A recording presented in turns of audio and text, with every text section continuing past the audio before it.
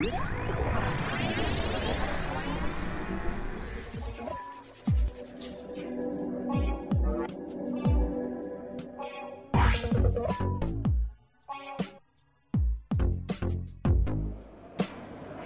the convergence of the internet and the cloud might be seen as a long-term goal, but exactly how it's going to occur is not so obvious. So there are different actors with different objectives, and therefore they're not meeting perhaps the ideal objective of an energy-efficient future internet. The research which is going on now on what's called the future clean slate architectures, this is the idea that you create a new internet which was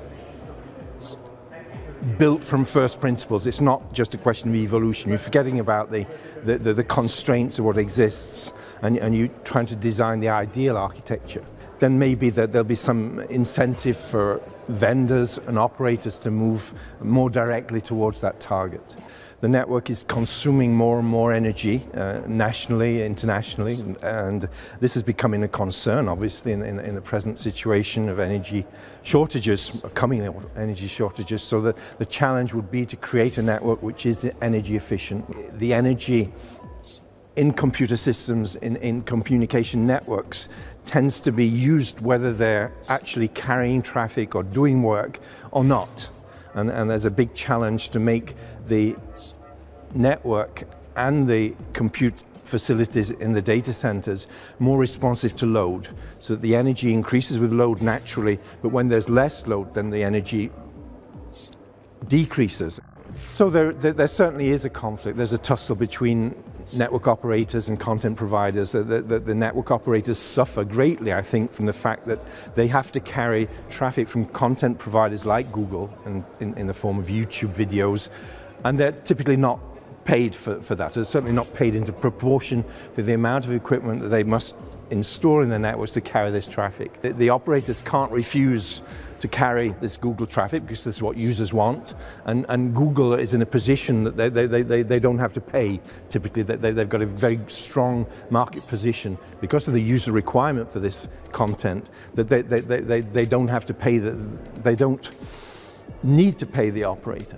If they refuse to pay the operator, or the operator refused to carry this traffic, then that's to the dissatisfaction of its customers, and which is not satisfactory. So there's this tussle. The issue of quality of service in the internet has been discussed and debated over 20 years probably, and there's still no very satisfactory solution. There are some, I would call them pseudo-solutions. I think there's a kind of consensus in the industry that offering what's called differentiated services, using mechanisms which are available in routers, is a solution.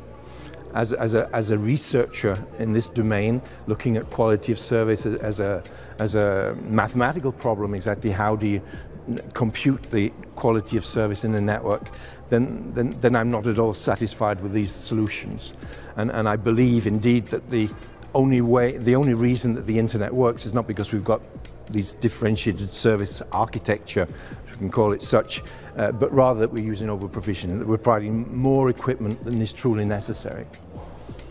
Now this is a natural thing to do. I mean, you naturally want to provide more equipment than demand. The trick is to provide not very much more, so that the network becomes very much more costly and consumes more energy. That you'd like to do over-provisioning, certainly, but to the exact level which is necessary and no more. And this is something which in my past I learned how to do in the telephone network. The telephone network is over-provisioned, but using engineering rules, which means that it's only just over-provisioned and is therefore hopefully cost-effective, whereas the internet tends to be over-provisioned in a very crude way, and probably too crude.